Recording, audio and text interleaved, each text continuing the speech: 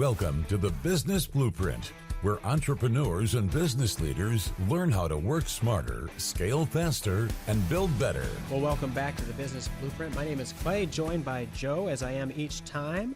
And today we're talking about what happens when a business grows faster than its systems, its software. Many companies start out with simple tools, they're using manual processes, they're using spreadsheets, they're using a variety of things to get things done. And eventually they graduate into maybe a more custom software system, some other out-of-the-box things that they're putting together. But eventually they find out those things don't last forever. We talk to people at trade shows all the time. They're using something that was put in place at the company they're at when they were back in high school. Only one guy knows how to use it. And if that guy gets hit by a bus, this whole company's going to come into a screeching halt because it's old, it's antiquated. So the question is, how do you know when your business has outgrown its systems? And then what are you going to do about it? So let's start there, Joe. What do we mean when we say that a business has outgrown its systems? Yeah, good question. So, I mean, every business, I think, as you get started, you're more simple when you start, and you kind of grow in complexity as you advance in the business and add more people and add more complexity to how you operate. So, I think it's inevitable. Like when you start building out systems for your business, you don't want to over-engineer what you're building. You don't need to add unnecessary complexity to the mix. So we all start basic. We all start with the things that we can afford, the tools that are easy, the things that we all understand. And that works for a while. But then as you, add complexity and you mature and your expectations increase, those tools tend to not evolve with you. And they start driving a lot of frustration. They slow you down. And you kind of end up at this realization point where you're like, man, I think we're hitting a ceiling. I think we're hitting a limit here. And we need to find a different path forward. Yeah, and that doesn't mean necessarily things have broken or failed yet. Like there's a lot of frustration and friction in between things are going well and things have screeched to a halt. Yeah, so I mean, a lot of times the system, it still works. You can still make a lot of excuses to keep it in place and continue to apply Band-Aids and workarounds and just make excuses as for, why you're not going to take the leap and kind of move to the next level. But I think the key is it's going to hold you back. So, I mean, if you're trying to grow your business and you're trying to get better at what you do, provide a better customer experience, it's those early systems that worked at first, and now they're kind of holding you back, frustrating your team, creating drag on the business. And I think the biggest cost there is the opportunity cost of what you're not going to be able to do if you leave those systems in place. Yeah. So what are some of those signs that a company is kind of at a straining point, that things aren't going as smoothly as they might be, that they're outgrowing their systems? What does that look like? Yeah, I think some of the things I already referenced, I think your people can feel it. Everything starts feeling more difficult. Your customers have certain expectations that you can't meet as far as speed or clarity or accuracy of the work or the information that you're providing to them. And in the world of self-service and AI and everything that's going on today, you need to put more power in the customer's hands. So I think a lot of businesses find that the systems that they had, which allowed them to maybe do a lot of things in the back office, are not working too well anymore when the customer now has expectations of, hey, I want to self-service. I want to do this on my own. I want to do this on your website at 11 o'clock at night, and I can't do that. So those are some of the signs, like you're trying to deliver on customer expectations and you just can't because your system doesn't have those tools and it's holding you back. I think another thing too, again, your business is just going to grow in complexity over time. So there's just going to be features and things that those systems aren't going to be able to do. You're going to hit limitations. A good example is like a spreadsheet. A lot of us can live out of an Excel spreadsheet for quite a while until we kind of get to a point where it's like, okay, this thing has its limitations. I can't do what I want to do, trying to live out a spreadsheet world. So it's just frustration creeps in and you start realizing that, hey, we can't take this business where we want to go with the system that we're on. Yeah, and I think one of those signs too is workarounds.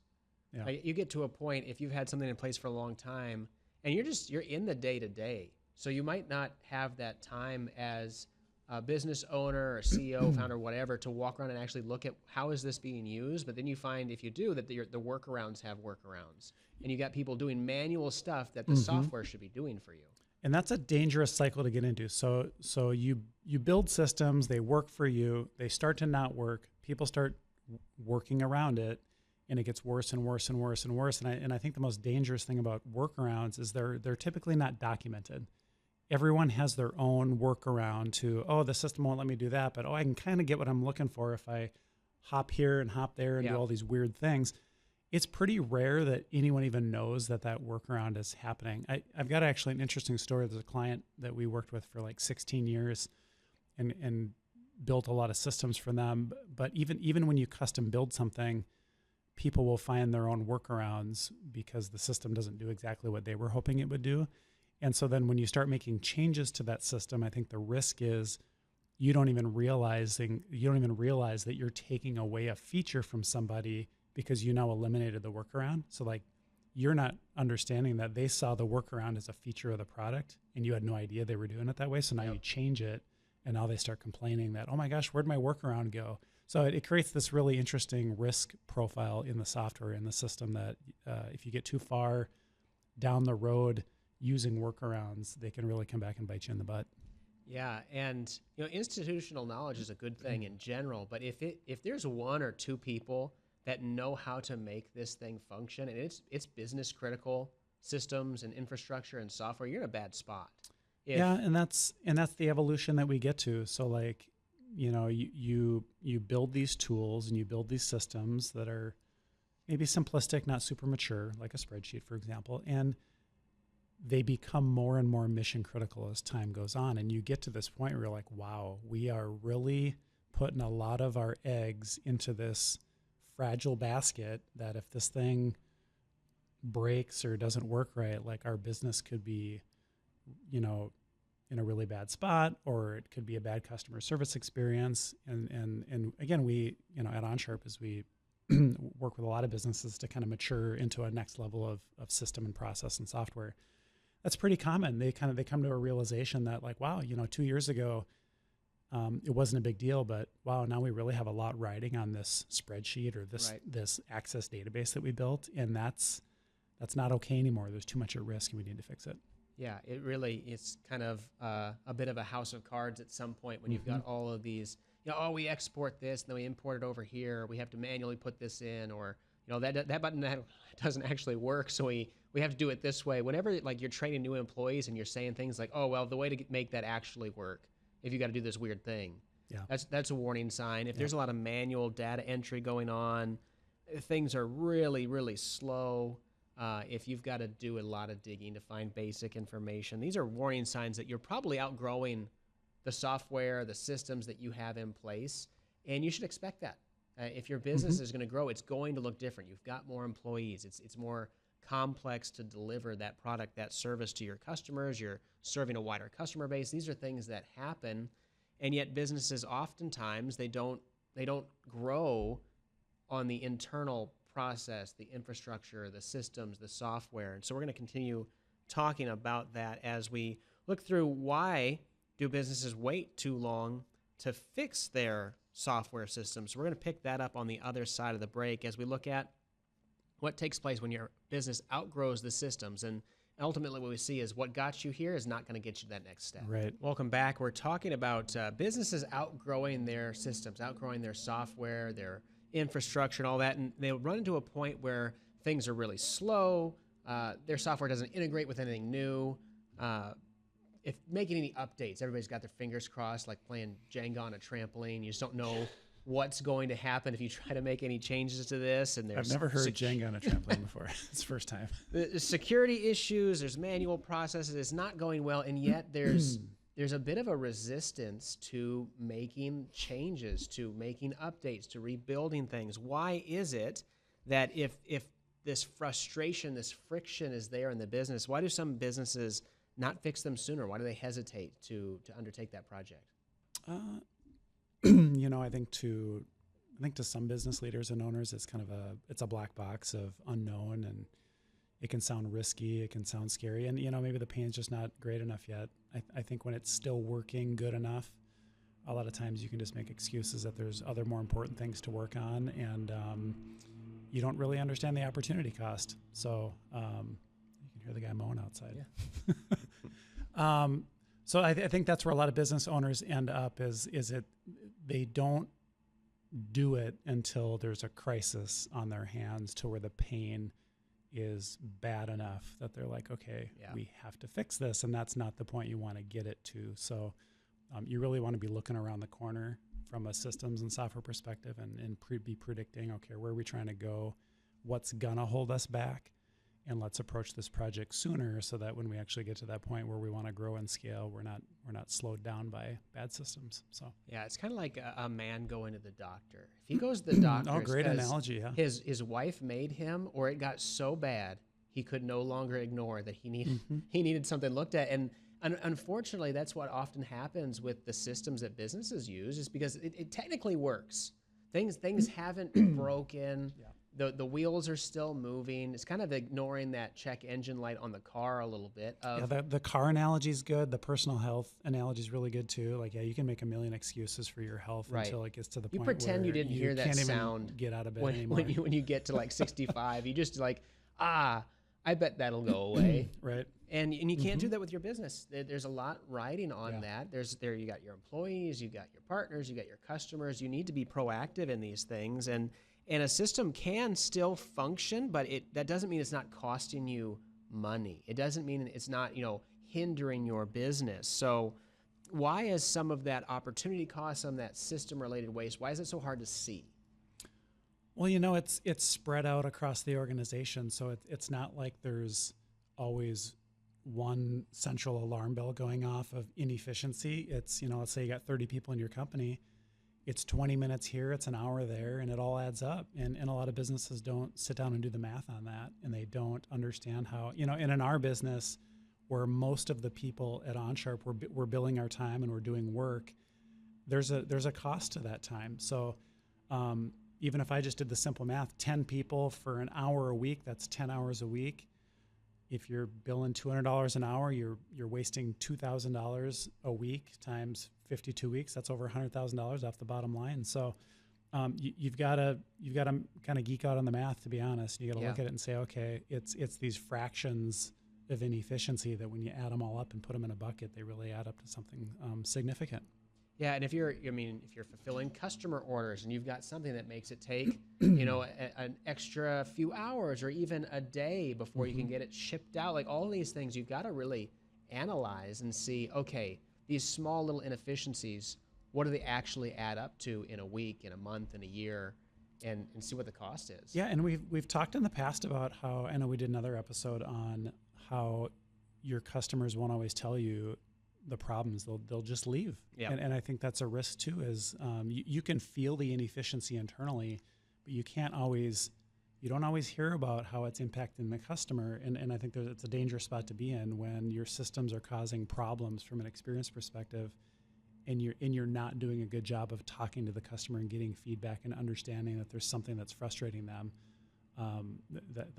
That's just a detrimental place to be in the business. And so in the grand scheme of all this, I think you have to be consistently talking to the customer and understanding what their needs are and how their needs are changing so that you can evolve your systems to keep up with the changing demands of the customer. Yeah, and so if you're looking at the competitive landscape and you see a competitor that's able to fulfill orders faster than you, able to offer something at a price point that you can't match, and you're wondering, how are they doing that and staying profitable? It's possible that they've got a system in place that allows them to overcome some of that friction, some of that delay, some of that manual process that you're still fighting through. Yeah, they're being innovative, and they're investing, and they're getting things in place before the problem rears its head. And I think it comes down to, are we going to be a business that just needs to be good enough to keep the lights on, and we're going to have low expectations as long as it's not miserable, or do we want to really be progressive and push forward? And I always talk about some of the companies in town here that just do such a great job on the customer service side. Shields, Bell Bank. I mean, they don't settle for less. They really push the envelope when it comes to the customer. And obviously, those organizations have to have the infrastructure and the systems in place to allow their people to be able to perform that way. Yeah, and I think you touched on something really important, is that the good enough mentality. It's working. Technically, it still works. It's good enough. We're not getting any complaints. It's a little frustrating here and there. That's the stuff you've got to overcome and be proactive on. And a lot of that shows up as these different workarounds that people have. So why are workarounds, you touched on it a little bit earlier, why are those so dangerous to a business in the long term? Sure, short term, you might have some workarounds that you need to do. You got to keep things moving. We get that. But in the long term, why are workarounds a bad thing? Yeah, I mean, we already talked about workarounds are something then that you don't have documented, so you don't realize how people are using the system. But I think the other component that we've talked about in a past episode too is when people are using workarounds in the system, then they're not following the standard process. So then at the end of the day, the customer is probably not getting the same experience if they're having to go around the system and you know, it creates inconsistency in the process and in the experience that the customer has. So you need, it's a beautiful thing when you can align your systems around exactly how things need to be done and the process that people need to follow and to make it super easy. So like software can sometimes make it really hard for you to do your job if it's clunky and it's a lot of steps and a lot of clicks, or if it's really smart and intelligent. And again, in the world of AI now, we can do a lot of really cool things to leverage AI to help make the human's job easier in the process. I think that's where there's a ton of opportunity right now. Yeah. So I think most people would agree. They listen to this conversation. Maybe they have some things in mind in their own business that, yeah, we know that that's a little bit of a problem. And yet that hesitancy is still there. Why is that? Why are business owners hesitant to make these changes? I think you can look at tech and you can see it might be a pretty substantial investment into reinvent the wheel, and it takes time and energy. I mean, you are when you rebuild your systems and you kind of retool per se, you've got to kind of go back and go through all the things you do and why you do them. And it's like, it is a mentally challenging job to go through that process. But if you pick the right vendor and the right partner, you have the right internal team, whatever your model is, that's where strong leadership will help. That's where you bring the right people to the table, you bring the right implementation partner, and they will help you understand how to make that process easy, how to make sure you don't miss steps, and just do it in a systematic, methodical way. I think a lot of businesses just don't know where to start, and it's a little bit of an intimidating endeavor. Yeah, and this a lot of times we run into where they invested heavily into something, 10 plus years ago, and they were there when they did it. It was a huge project. There was a lot of cost, and they feel like they don't want to, undo that work somehow. Like they don't have an appreciation. Well, they want to continue to leverage that investment, right? Or they put a lot of money into something and they're realizing it wasn't the right thing, but they're afraid to admit it. They don't want to admit defeat, and so they continue to invest in the wrong thing, or stay the course when really they should be making a left-hand turn or adjusting a little bit. So, and a lot of it all does come back to that opportunity cost. What is the cost of not updating these things? And you got to take an honest look at that and see, okay, what do we need to do here? And if as you do that, you're realizing, okay, it does make sense for us to overcome these challenges that we've outgrown our current system. Well, now you've got to evaluate your options. So on the other side of this break, we're going to say, okay, if you have come to that point where you've got to make a change, what should you do? Should you rebuild? Should you buy something out of the box? Should you integrate with other solutions? We'll talk about that as we continue the conversation here on the Business Blueprint. Well, welcome back. We've been talking about what happens when a business outgrows its systems, outgrows its software, and now we're looking at what should they do if they decide they have outgrown it. Should they rebuild? Should they buy? They integrate? So, Joe, when a business does outgrow its systems, does that mean that they always need custom software? Of course not. We run a custom software company. Yeah, that was a bad thing to say, though, right? No, I think what the most important thing is to do as a business is don't make an assumption going into it. I think you need to go through and analyze your business and understand what your needs are going to be going forward. And then not until you've done that work, then I think should you start looking at, okay, what are the options in the market? Should we be building? Should we be buying? There's a lot of stuff out there. Like there's a lot of things that I would never build because they are fully mature. They work really well, components of systems. So I think there's I would never build a texting platform. I would never build an email platform. Yeah. There's so many things that you should just find the right one for your organization. But then where I think it gets into the minutia is when you look at your business and you say, okay, what's our competitive advantage? What makes us unique? I think you want to really look at how can you use software to really maximize that unique competitive advantage. And I think that's where the best opportunity is for customization, custom software, like doing things that your competitor can't replicate. Yeah. So, I mean, it would be a mistake to not have custom software on the list. You should evaluate everything, but it's probably also a mistake just to jump in and say, oh, we need something custom. There are times when there are good existing tools, and maybe what's holding you back is you just got an old one, a bad one. You're not using it to the capacity that you might be able to use it. So when should a business be looking at off-the-shelf software, something out of the box? What are some examples of what they'd probably be served fine by and not need to build themselves? Sure.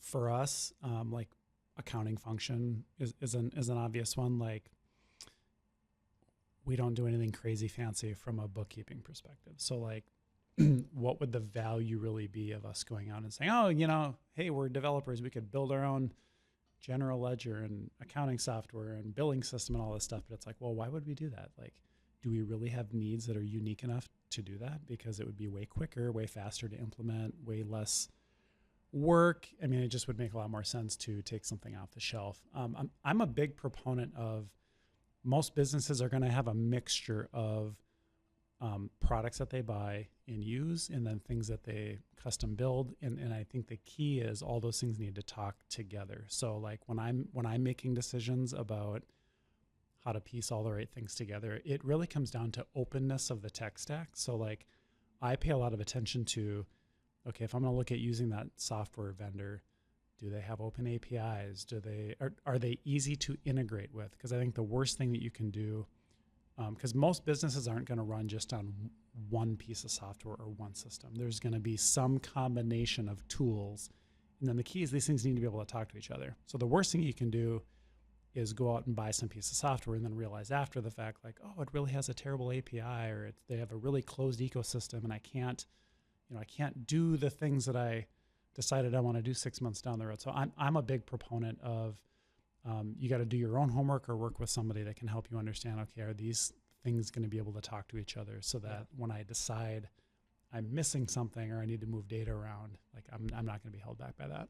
Yeah, and as you're trying to evaluate, okay, what should I do? Do we need to custom, to off the shelf? If your problem is the same problem many businesses have, there's probably an off-the-shelf solution that would be a good fit. So you don't want to build custom for a problem that has a mature, affordable solution.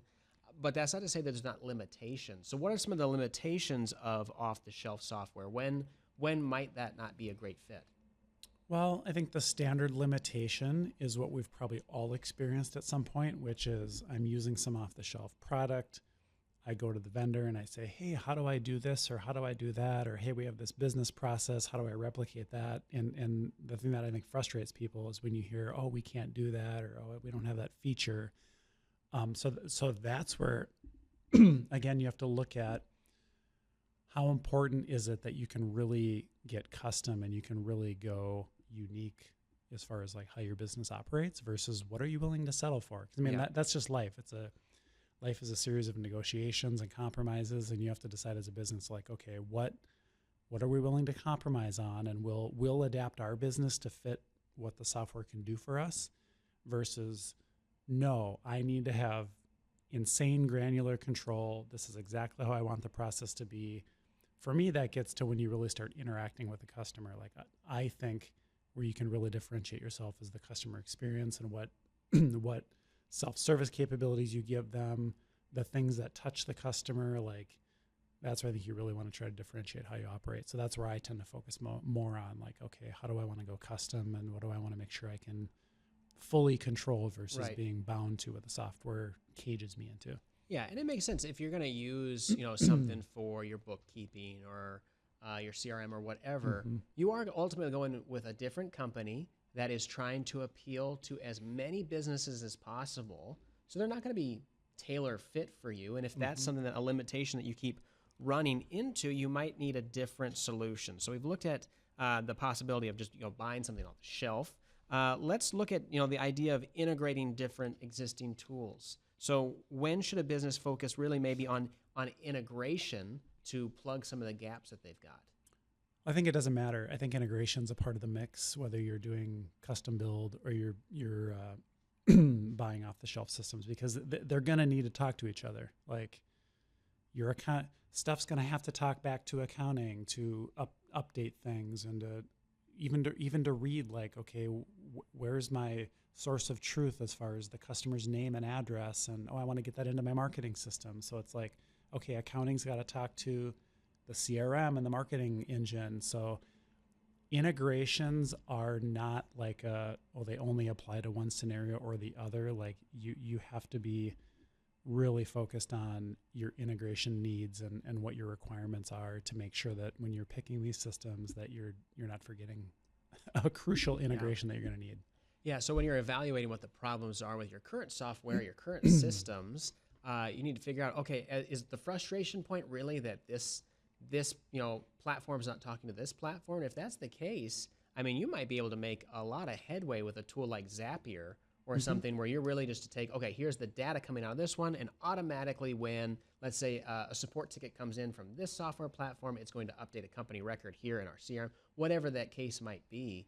Integration might be what you need, because sometimes the problem isn't that you have the wrong tools. The problem is that those tools aren't connected. So what are some of the benefits that a company can experience if they've identified, okay, that's what my gap was, I've integrated them, what are some of the benefits that come along with that? Well, the big benefit there is if the tools you're on are well connected, like they work with Zapier, or in the world of AI, there's an MCP server so that AI can talk. Like, I think the biggest problem so when we think of like legacy businesses that have maybe been on the same system for 20, 30 years, their biggest issue is typically vendor lock-in, closed systems. They don't talk to other things unless it's like an official integration. There's a lot of software vendors out there that are very protective and they don't want to open their stuff up because they're afraid of losing the customer. But, as software and technology evolves, I choose to work with vendors like a HubSpot, for example, on the CRM side, who's very open. They have a ton of connectivity.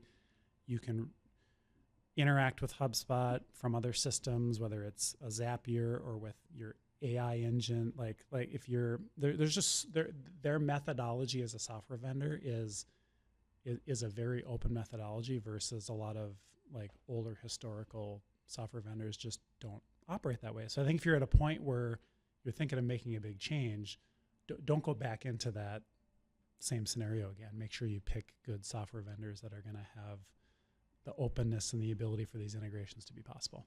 Yeah, so you might be in a situation where you can get some out-of-the-box software. You might be in a situation where integrating your tools could be the solution. But, I mean, we're on Sharp. We've been, for the last 26-plus years, we've been building custom software. So, obviously, we see that there's a strong need for people to build custom solutions when it makes sense. So, when might a business realize, no, I need a custom solution? I think it's most common when the when the business model is unique. So we work with a lot of companies that have very unique models. Their data is unique. The way they operate is unique. And typically they've gone through an exercise where they've either used one or two systems in the past off the shelf, or they've been looking at stuff and they're just disappointed. They're just like, this is not giving us what we need. It's not the right interface. It's not the right functionality. Like we really need to just build something on our own. And I've been saying this a lot. Like, I don't think there's ever been a better time to build custom software with all the advancement in AI and how much we can accomplish compared to what we could, 2-3 years ago in the same amount of time. There's a really big advantage. There's a really great opportunity for any business to really differentiate itself. Like, I think a big way you can be different than your competition is through your technology. So I think if you think that technology is a major component of your unique advantage, I think building custom software solutions that address the things that the standard off-the-shelf stuff can't do, a ton of opportunity there to like rise to the next level and really stand out. Yeah, and I think a way that business owners can evaluate is the more critical this is to your business, the more unique your business is, the more you've been let down by out-of-the-box systems in the past. You really need to strongly evaluate whether a custom software solution is a good fit. And, do you know anybody that people can reach out to for custom? Yeah, I've been doing it for 26 years, man. Started in college and grew on Sharp, and we love it. I mean, it's a fun process. It's really fun to get to know these businesses inside and out and understand, what we can do to really make them successful. So.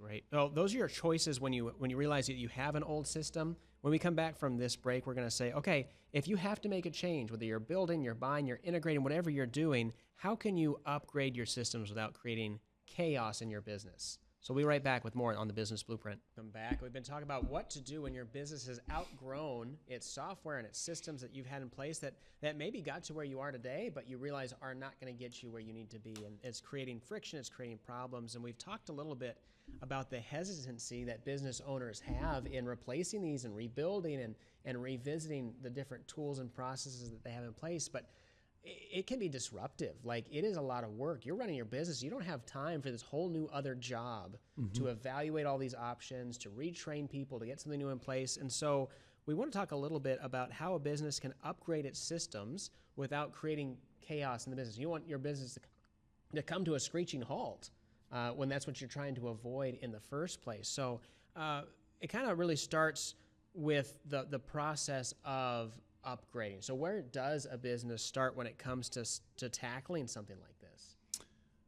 I think it really starts in the research and talking and interviewing. And I think the biggest mistake a lot of businesses make is they just jump straight. They grab a couple people that they think know everything and they form a little committee and they just start cutting to the chase.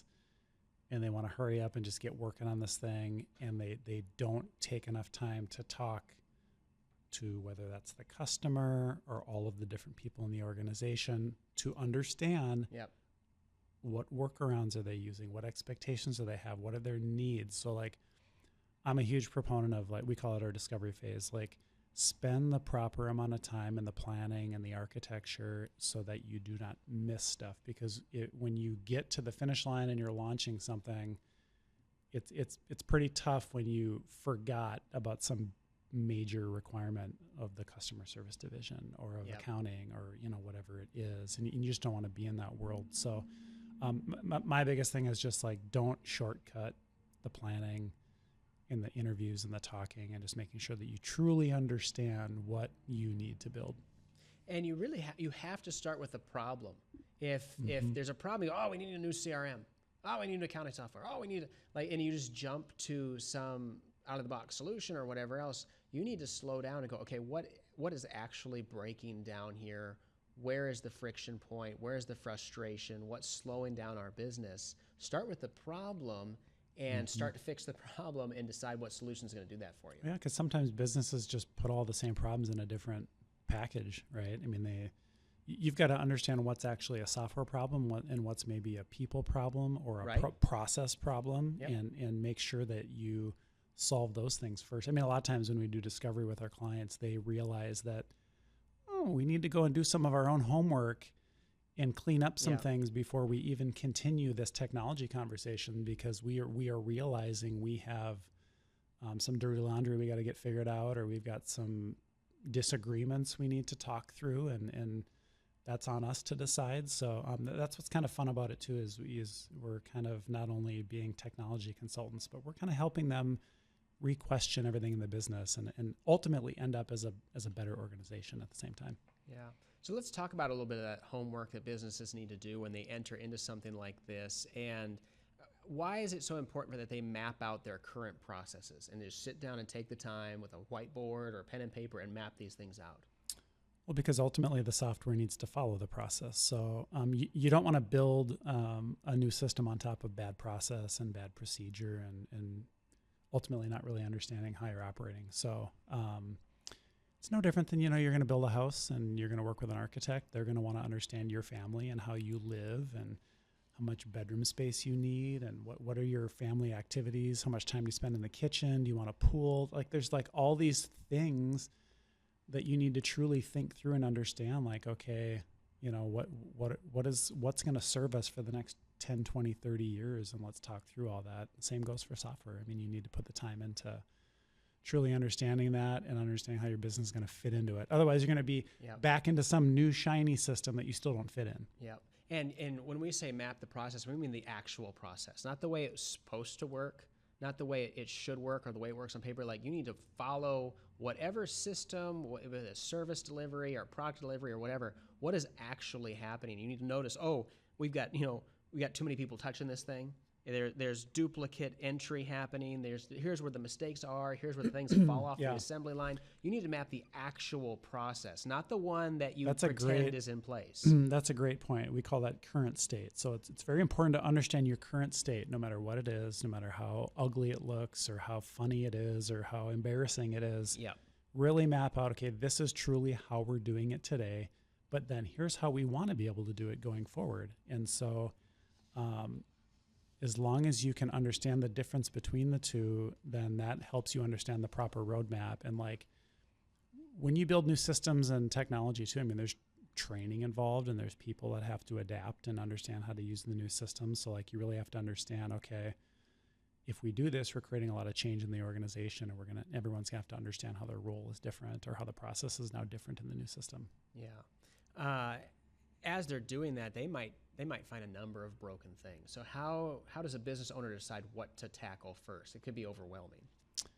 Yeah, I'm a big believer in you can do this in phases. I mean, you don't have to wake up one morning and feel like you have to reinvent the entire business. There's always a way to take it piece by piece, and that's where, again, work with the right partner that's done this before and they've seen enough examples of, okay, well, we've seen situations similar to this. Let's, maybe we can do phase 1 with this, phase 2 with that, phase 3 with this, and like understand that if you can take it in bite-sized chunks. Like, again, it's like you're probably not building your entire business into one stack. You probably have multiple tools that are talking to each other. So there's no reason why you can't kind of like look at individual tools and say, okay, this is an accounting thing. Let's tackle that first. But understanding how it fits into the bigger picture, how it's going to have to, we talked about integrations, how it's going to have to talk to the other systems, and you can make sure that it meets those requirements. And that's true for customers. True if you're just needing different out of the box solutions. Like you need to evaluate, okay, how are we going to do this? You should not try to replace your accounting software and your payroll stuff and your CRM and your all these things at the same time. That would be foolish. So when you're looking at it, you should probably evaluate, okay, what is costing us the most money? Yeah. What is breaking? What is slowing us down? What things affect customers the most? What is going to be the biggest impact for the customer? So you've got to have some competing priorities here, and you're going to have to decide ultimately what are you going to go after first. Yeah, and you're right. You have to understand what impact it has on the customer, and then what impact it has internally, and then understand what your communication plan is going to have to be. A lot of times people don't communicate often enough and early enough to the customer when customer facing changes are going to come. It's a new portal for seeing their projects or for paying their bills. Like you've got to really think about like the impact it's going to have on the customer. Absolutely. Well, as we talked about on this episode of the Business Blueprint, having your right software system in place is a really big deal. If you've outgrown it, you've got some decisions to make. But the important thing is what got you here might not get you to the next spot. So join us next time on the Business Blueprint as we continue to lay out things that'll help you grow and scale smarter.